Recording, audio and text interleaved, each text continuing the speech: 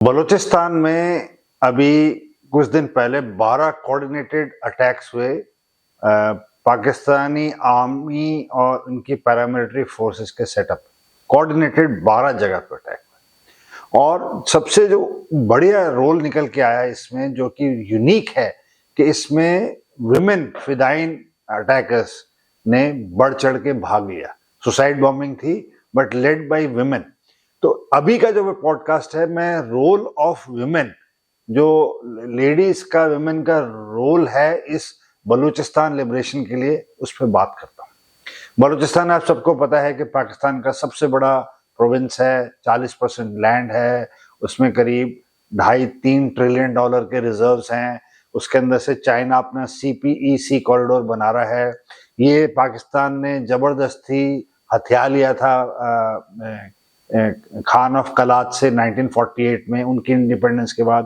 फिर उसको जबरदस्ती मिला लिया अपने भाग में। वहाँ पे खूब लूटपाट कर रहे हैं, लोगों के साथ जुल्म कर रहे हैं बहुत सालों से, ये सबको पता होगा। बट जो विमेन का पार्ट है कि औरत कैसे अब उस स्ट्रगल में आगे बढ़ के आ रही हैं और क्या रोल है उनका, आइए इस पर थोड़ी सी बात करते हैं।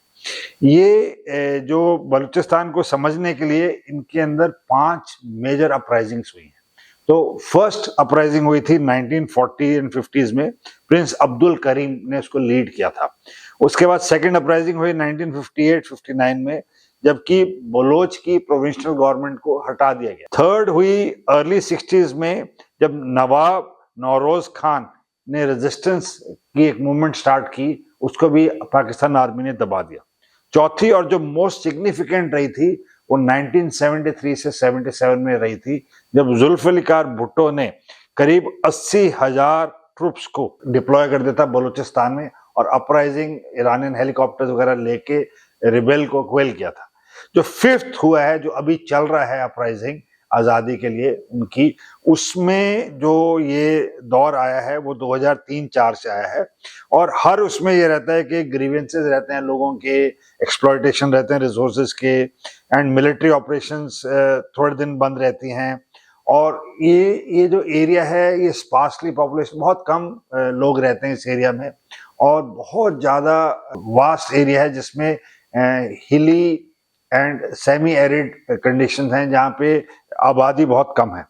तो इसके अंदर जो सबसे बड़ी ऑर्गेनाइजेशन निकल के उतरी है इनकी, जो उसको बलूच लिबरेशन आर्मी बोलते हैं।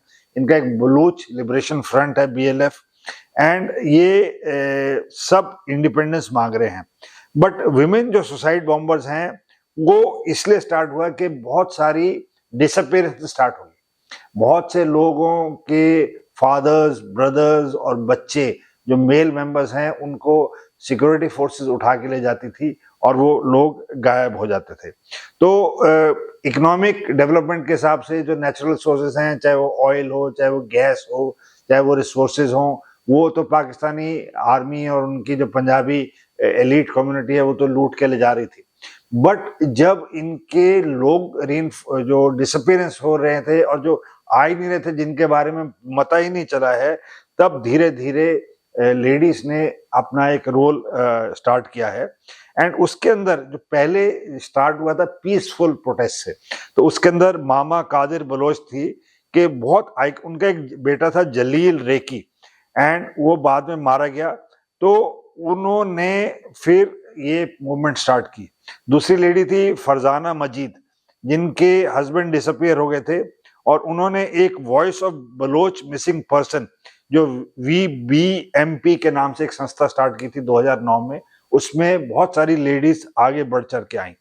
तो इन्होंने क्वेटा से इस्लामाबाद की एक मार्च स्टार्ट की थी 2013 में, 2000 किलोमीटर की। एंड ये एक 78 दिन की जर्नी थी, जो पहली बारी बलोच वुमेन ने स्टार्ट की और इस्लामाबाद तक गई क्वेटा से। क्वेटा कैपिटल है बलूचिस्तान की। उसके बाद नई एक लीडर उभर के आई हैं, डॉक्टर मारंग बलोच। तो इनके फादर भी 2 बार डिसअपियर हुए और उनको मार दिया गया। इनके भाई भी डिसअपियर हुए। ये एक डेंटिस्ट हैं, डॉक्टर हैं। तो इन्होंने जो 2011 में जब इनके ब्रदर मरे, तो उन्होंने दिसंबर 2023 से एक बहुत ही बड़ी मूवमेंट स्टार्ट की, और उन्होंने भी बलूचिस्तान से लेके और एक मार्च स्टार्ट की टू इस्लामाबाद।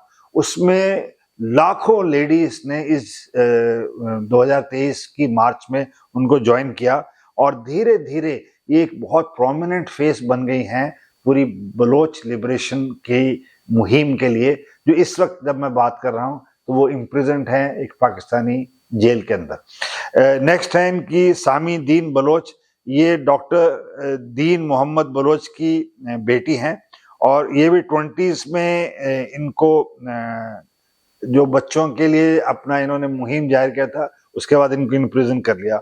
एक है बनूक करीमा बलोच, ये भी एक एक्टिविस्ट हैं और इन्होंने एक आज़ाद ऑर्गेनाइजेशन स्टार्ट की कनाडा में और इन्होंने काफ़ी आवाज़ उठाई बलोचों के लिए बाहर पे।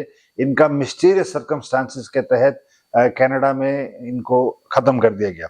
तो ये जो हैं, अब ये तो हो गए जो पीसफुल जो प्रोटेस्ट कर रहे थे। अब विमेन आ रही हैं कॉम्बेटेंट्स रोल में, मतलब जिन्होंने हथियार उठा लिए हैं और जो अब लड़ने के लिए तैयार हैं अपने कॉज के लिए। तो उसमें सबसे ऊपर आती हैं शारी बलोच। तो इन्होंने अप्रैल 2022 में कराची यूनिवर्सिटी में एक सुसाइड बॉम्ब किया था। उसके बाद महाल बलोच हैं, इन्होंने कार बॉम्ब अटैक किया था अगस्त 2025 में फ्रंटियर कोर के हेडक्वार्टर बेला के सामने। उसके बाद है मही खान बलोच, इन्होंने पैरामिलिट्री कॉन्वॉय में फिर उसके बाद है जरीना रफीक, उनको तारंग माहो भी कहते हैं। उन्होंने नवंबर 2025 में एक गाड़ियां एक्सप्लोसिव से भरा हुआ फ्रंटियर कोर हेडक्वार्टर में चांगी डिस्ट्रिक्ट में जाके स्ट्राइक किया। बट ये जो टर्निंग पॉइंट आया है जिसके लिए मैं आज आपसे बात करना चाहता हूं, ये जनवरी 2026 पिछले महीने में एक ऑपरेशन हिरॉफ हुई और ये मेरी समझ से एक टर्निंग पॉइंट था, क्योंकि हिरॉफ का मतलब होता है ब्लैक स्टॉर्म बलोची में। एंड इसमें एक आसिफा मंगल थी जो कि अक्टूबर 2002 की जन्मी है और इन्होंने बीएलए ज्वाइन की, इनकी मजीद ब्रिगेड, और उन्होंने एक फिदाइन मिशन उठाया और एक व्हीकल एक्सप्लोजिव वाली गाड़ी, ये नौश की एक जगह है वहां पे, जनवरी 31 को, और उन्होंने जाके आईएसआई हेडक्वार्टर पे अटैक किया और वो 24 साल की थी और वो मारी गई, शहीद हो गई। एक हवा बलोच हैं, उनको द्रुशोम कहा जाता है, तो उन्होंने भी इस ऑपरेशन में पार्ट लिया। एंड उसकी 2 बहनें हैं, उनको उठा के एब्डक्ट किया गया था, रेप किया गया था, पाकिस्तानी फोर्सेस ने उनका मर्डर कर दिया, तो उन्होंने भी अपने हथियार उठाए हैं। तो जो 18 बीएलए की फाइटर्स मारी गई हैं जो जनवरी के, उसमें से 11 विमेन है, जो कि एक बहुत अहम चीज निकल के आ रही है कि विमेन अब आगे चल के जा रही हैं। तो जो बाकी फीमेल फिदाइन हैं जो कि ओपन सोर्स से अवेलेबल है नाम, वो है गोराम बलोच, सनाम बलोच, जमरीन बलोच, फिदान बलोच। तो ये जितने भी लोग आगे बढ़ के आ रहे हैं, इन्होंने अपना एक आइडेंटिटी मेंटेन रखा है बलोच उसके लिए। एंड ये जो उनकी बेटियां और बच्चे हैं, डॉटर्स हैं, उनको प्रोटेक्ट कर रही हैं। एंड ये इसलिए इम्पोर्टेंट है कि बलोच वुमेन रेयरली पब्लिक उसमें आती थी। ये ट्रेडिशनल बलोच सोसाइटी में पॉलिटिकल लाइफ में विमेन बहुत कम आती थी और घरों में और पीछे ही रहती थी। बट जब वो आगे अब बढ़ के आ रही हैं, and way doctor Marang Bloch का भी ये कहना है कि हम अपने परिवारों को वापस चाहते हैं। एंड पाकिस्तान के पास अब एक डिलेमा है, क्योंकि सिक्योरिटी अप्रोच जो है वो उनकी फोर्स वाली रहती है, तो कहीं ना कहीं पाकिस्तानी फोर्सेस विमेन के ऊपर फोर्स चूज करते हुए कतरा रहे हैं, क्योंकि इससे इंटरनेशनल मीडिया और जो पब्लिक ओपिनियन है वो बहुत मैटर करता है। दूसरा, जो चाइना पाकिस्तान इकोनॉमिक कॉरिडोर है, जिसमें चाइना ने ऑलरेडी $60 बिलियन इन्वेस्ट कर दिए हैं, उसका सबसे बड़ा भार बलोचिस्तान में जा रहा है। वहां पे भी वो काम करने नहीं दे रहे उनको, जो बलोचिस हैं, क्योंकि उन्होंने अपनी चेक पोस्ट अपनी जगह लगा दी हैं। एंड बहुत सारा एरिया बलूचिस्तान में अब ऐसा है जहाँ पे जो आर्मी है और जो पैरामिलिट्री फोर्सेस हैं, बलूचिस्तान की जो पुलिस है वो नहीं जा पा रही, उस टेरिटरीज में बलोचियों का कब्जा है। तो ये जो है, जो ट्रस्ट डेफिसिट है और जो फॉरेन इन्वॉल्वमेंट है जो पाकिस्तानी कह रहे हैं, उसमें काफ़ी चीज़ें आ रही हैं। इनकी मदद अफगानिस्तान के लोग कर रहे हैं जो पाकिस्तान के हैं, और काफ़ी हद तक जो परसेप्शन मैनेजमेंट में है, जिसमें ये भारत को और अफगानिस्तान को ओपनली ब्लेम कर रहे हैं इस अनरेस्ट के लिए। बट इसकी जो बैकग्राउंड ये है कि जो हाई हैंडेडनेस इन्होंने 1948 से लेकर अभी तक यूज किया है, ये इसका अभी इनको खामियाना भुगतना पड़ रहा है। तो ये जो रोल ऑफ वुमेन है ये आने वाले दिनों में बहुत डिफाइनिंग होने वाला है, और ये एक ऐसी डेवलपमेंट है जो मैं चाहता हूं कि आप लोग बहुत क्लोजली फॉलो करें कि विमेन कैसे आगे बढ़ चढ़ के अपने कॉज के लिए जो स्टेट मशीनरी है उसको टेक ऑन कर रहे हैं। देखते रहिए मेरे साथ और ऐसा जानकारी के लिए। Thank you very much and जय हिंद।